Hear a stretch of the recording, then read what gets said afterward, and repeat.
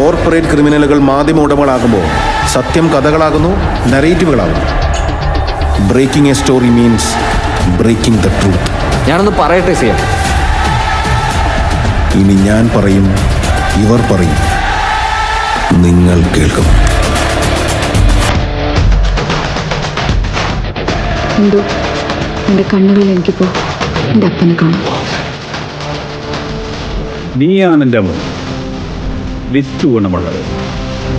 എൻ്റെ ലിംഗ ഒരു മുഖ്യമന്ത്രിയും ചെയ്യാത്തൊരു കാര്യമാണ് ഈ കറുപ്പ് ഷർട്ട്. കറുപ്പിനെന്താ കുഴപ്പം? കറുപ്പിന് ഒരുപാട് അർത്ഥങ്ങളുണ്ട്. വഴി മനസ്സിലാവും.